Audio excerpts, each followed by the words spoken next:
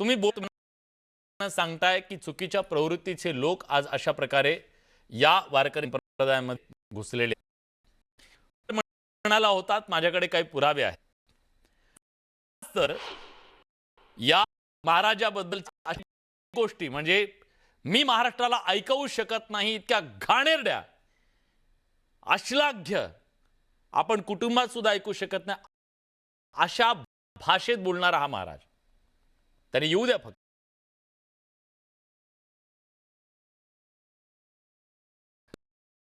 तुला व्हिज्युअल ते फोटो जे आहेत ना, ते बंदुकीचे फोटो ते कंटिन्यू चालवा. माझ्या सहकार्यांना विनंती करतो. ते बाजूचे दुसरे फोटो जे आहेत ते. हा वारकरी संप्रदाय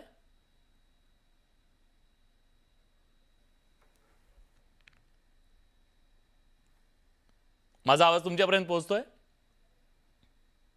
विकासजी, माझा आवाज तुमच्यापर्यंत पोहोचतोय? पोचतोय येतोय आवाज. तुमच्या आणि माझ्यामध्ये बंदूक पिस्तुल्या महाराज जो आहे, माझ्याकडे स्टेटस आहे, स्टेटस मी महाराष्ट्राला दाखवू शकतो, स्टेटस ठेवलेलं. वारकरी संप्रदायातल्या महाराजांचं हे स्टेटस कधीपासून व्हायला लागलं? विकासजी, मी 10-12 दिवसापूर्वी वारकरी संप्रदायातील 20 घुसखोरांची जी नावं जाहीर केली होती ती मी राजकीय हेतूने केलेली नव्हती. माझी जी लढाई चाललेली आहे ती अजिबात राजकीय हेतूने चाललेली नाहीये. मला संतांचा वारकरी संप्रदाय हा स्वच्छ राहिला पाहिजे.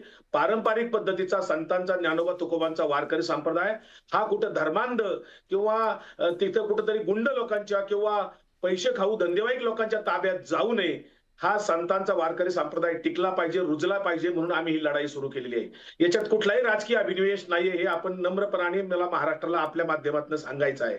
ज्या 20 महाराजांची मी नावं घेतली ती अशीच घेतलेली नाहीयेत.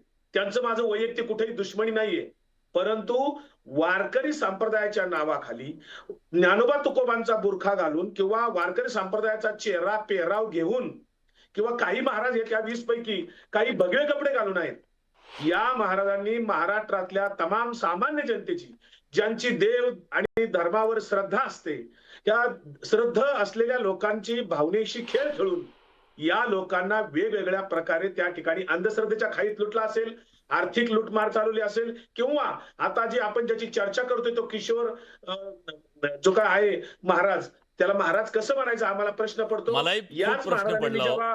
मलाही ही आता मांडणी करत होतो ना, माझी जीभ रेटत नव्हती हो त्या माणसाला महाराज म्हणायची. कारण आम्ही लहानपणापासून जे बघितलंय ना, वारकरी संप्रदायाच्या कुटुंबातून आलेले आम्ही सगळेजण आहोत. अशा प्रकारचे महाराज या महाराष्ट्रामध्ये कसं महाराज म्हणायचं, मला खरंच आज अस्वस्थ वाटतंय. किशोर शिवनीकरने मला 8 दिवसापूर्वी जेव्हा मी नावं जाहीर केली होती, याच किशोर शिवनीकरने मला फोन केला.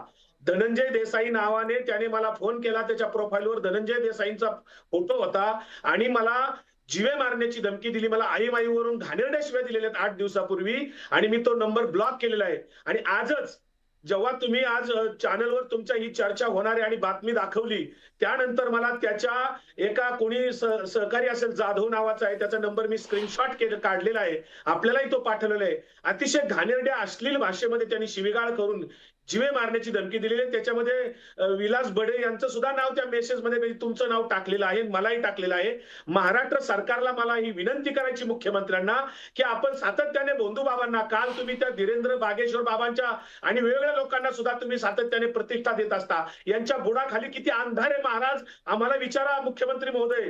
हा महाराष्ट्र वाचवायचा आहे, हा महाराष्ट्राचा वारकरी संप्रदाय वाचवायचा आहे. ऐसे कैसे झाले भोंदू कर्म करोनी म्हणती साधू, आणि हे महाराज लोक स्वतःला साधू म्हणवतायत, महंत म्हणवतायत, संत म्हणवतायत, इथपर्यंत त्यांची मजल गेली. खरं तर शेवटचे संत हे निळोबाराय होऊन गेले, राष्ट्रीय संत गाडगे महाराज आणि तुकडोजी महाराज होऊन गेले. महाराष्ट्रामध्ये वारकरी आहेत, धारकरी नाहीत. पण या वारकरी संप्रदायामध्ये आम्ही जे घुसखोर म्हणतोय, ही जी नावं 20 जाहीर केल्यात, हे फक्त वारकऱ्यांचा बुरखा आहे. याच्यामध्ये कोणी विश्व हिंदू परिषदेचे कार्यकर्ते आहेत, कोणी हिंदू राष्ट्र सेनेचे कार्यकर्ते आहेत, कोणी संभाजी भिडेंचे धारकरी आहेत, कोणी RSS चे प्रचारक आहेत. विकासजी, कोणी कुणाचा कार्यकर्ता असावा याच्याबद्दल काही दुमत नाहीये. पण जेव्हा तुम्ही वारकरी होता, वारकरी संप्रदायात येता, त्या पवित्र अशा गादीवर उभी राहता, तेव्हा तुम्हाला बंदुका हातात घेण्याचा अधिकार नाही उरत. ज्ञानोबा तुकोबांची माफी मागावी लागेल तुम्हाला. या 100% महाराष्ट्रामध्ये अशा प्रकारे किशोर शिवनीकरचे माझ्याकडे असे काही व्हिडिओ आहेत, त्यांनी अशी अश्लाघ्य भाषणं केलेली आहेत, अतिशय शिवीगाळ केलेली आहे. मुस्लिमांना द्वेष करण्यासाठी वारकरी संप्रदाय इथे वापरला जातोय.